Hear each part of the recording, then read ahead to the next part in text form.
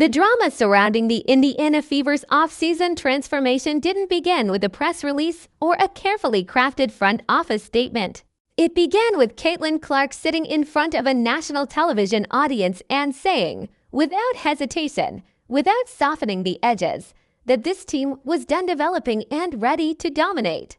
That single declaration changed the entire atmosphere around the franchise, and what followed was one of the most calculated, aggressive, and strategically intelligent off-seasons in recent WNBA history. The front office, led by Kelly Krakoff, Amber Cox, and head coach Stephanie White, didn't blink. They moved with the kind of urgency that only comes when an organization fully believes in the window it has created and understands exactly how quickly that window can close from the very first moment free agency opened. Indiana operated like a team already ahead of schedule. While other franchises were still assessing priorities and making phone calls, the Fever were already closing deals. For signings landed almost immediately, each one addressing a specific structural weakness, each one fitting into a broader vision that the coaching staff and front office had been quietly assembling for months. This wasn't roster building driven by desperation or reactionary thinking. It was architecture. Every piece placed with purpose, every contract structured with the full picture in mind, and every decision made with the understanding that this team's championship window is real, finite, and absolutely worth going all in on right now, before any new faces could enter the building. Indiana had to handle its most important piece of unfinished business, and it was a signing that carried far more weight than the contract number alone could communicate. Kelsey Mitchell re-signed with the Indiana Fever on a one-year Supermax deal worth $249,240, making her the first player in franchise history to sign a contract of that magnitude under the new collective bargaining agreement. The signing placed her alongside Alyssa Thomas-Wilson as one of the very first players league-wide to receive a Supermax contract under the new structure, and every single dollar of it was earned.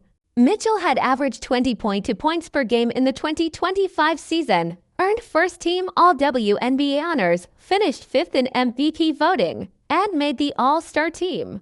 A player producing at that level on an expiring deal becomes a target for every front office in the league the moment free agency begins. And Indiana knew that better than anyone. What made this signing resonate far beyond the basketball court was the backstory behind it. Mitchell had been a Fever player through one of the most difficult stretches in franchise history, surviving a 5-win season for head coaches in her first 7 years in Indiana, and years of organizational instability that would have pushed most players toward the exit. She never demanded a trade. She never made noise about wanting out.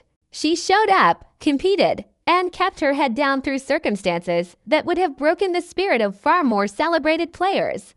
That kind of loyalty, sustained over nearly a decade, doesn't go unnoticed when an organization finally reaches the point where it can reward it properly.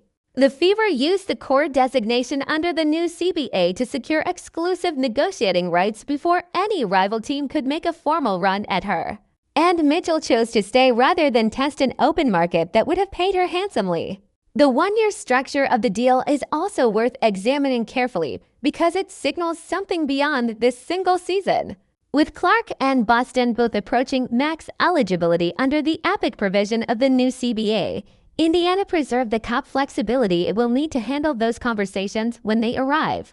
Mitchell is betting on herself, betting on this team, and betting that a championship this year is worth more than long-term financial security somewhere else. The basketball case for keeping her is so obvious it almost doesn't require explanation. When Mitchell attacks downhill, she draws defensive collapses that create open looks for Clark from three. When defenses load up to contain Clark, Mitchell has a straight runway to the rim. They don't just coexist in the backcourt, they actively make each other harder to guard, and that dynamic is genuinely rare at any level of basketball. It's the kind of partnership that coaches spend entire careers trying to manufacture and almost never find organically with the foundation secured. Indiana turned its attention to the depth and structural holes that had been exposed during the previous season. The backup guard position had become one of the most pressing concerns heading into the offseason, with Sydney Kelsey lost to an ACL tear and unavailable for the 2026 campaign. The options Indiana had relied on behind Clark and Mitchell were simply gone, and replacing them with another placeholder wasn't going to cut it. When Clark sits during a playoff game, the offense cannot slow to a crawl and wait for her return. Someone on that bench needs to initiate, make decisions under pressure, push pace, and run pick and roll actions with the composure of a player who understands the stakes. That profile is rare, and Indiana found it in Tasha Harris, whose signing leaked through a workout video posted by GM Amber Cox and assistant coach Austin Kelly before any official announcement was made. The hashtag attached to that video told the league everything it needed to know, and the internet caught it in real time. Harris, who spent time with the Connecticut Sun inside one of the most defensively disciplined programs in the league, brings exactly the kind of steadiness that Stephanie White's system demands. She shoots around 40% from three on career numbers, defends with real intensity, pushes pace without forcing the issue, and has been described by analysts as a player who makes the correct simple play every single time down the floor rather than chasing individual heroism.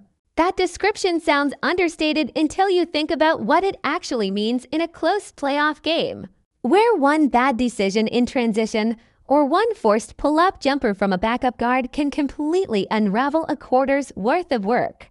Harris grew up in the region, which adds a layer of personal investment that cannot be faked or manufactured. She isn't taking a roster spot to collect a paycheck. She's coming home to compete for something that genuinely matters to her. Rounding out the day one activity was the return of Dearest Dantas on the veteran minimum, a signing that operates on an entirely different logic than the others, but is no less important to the overall construction. Dantas is a perimeter shooter with championship experience who prepares professionally and understands what a serious playoff push actually feels like from the inside. At the veteran minimum, the financial risk to Indiana is essentially non-existent. If her shooting returns to form, she becomes a genuine rotation piece who spaces the floor and stabilizes the locker room during the long grind of the regular season. If she struggles, the Fever have sacrificed nothing meaningful to find out. That kind of low-risk, high-character depth at the edges of a roster is exactly how smart front offices fill the spaces that star power alone cannot cover. But the moves already made, as significant as they are, may ultimately be remembered as prologue. The names still circling the franchise represent the difference between a team that can compete for a championship and one that is genuinely built to win it. Lexi Hall and Sophie Cunningham are both expected back, with Hall's restricted free agent status requiring Indiana to stay sharp and ready to match any outside offer that comes her way. Hull is one of the best 3-and-D wings in the league, shooting 40% from deep over her last two seasons while defending multiple positions with a physicality that opponents genuinely cannot ignore. She played through to black eyes and repeated elbows to the face during the previous season without missing a single game. Cunningham brings offensive versatility and has been Clark's most vocal public defender. The kind of teammate whose presence in a locker room is worth more than any analytics system can properly quantify. Then there are the two names that could lift this roster from very good into historically dangerous territory. Atlanta Smith, who publicly stated she would be doing herself a disservice if she wasn't exploring opportunities beyond Minnesota, brings the positional versatility and switchability that Indiana needs when a playoff opponent starts hunting mismatches in a close series. Azura Stevens represents something even more transformative. At 6'6" with the ability to score in the post, defend with elite length, and shoot 38% from 3-on-over for attempts per game. She is exactly the kind of complementary weapon that championship rosters are built around. She averaged 12.8 points and 8.0 rebounds with the Los Angeles Sparks last season while operating as neither the first, second, nor third option on her team, and she still produced every single night. That is the profile Indiana has been searching for. Someone who doesn't need the ball to be impactful, who elevates the players around her simply by existing on the floor, and who changes the geometry of every defensive scheme an opponent can throw at this team. Stevens posted a photo of herself wearing a Fever jersey on social media during free agency, and that was not a casual moment.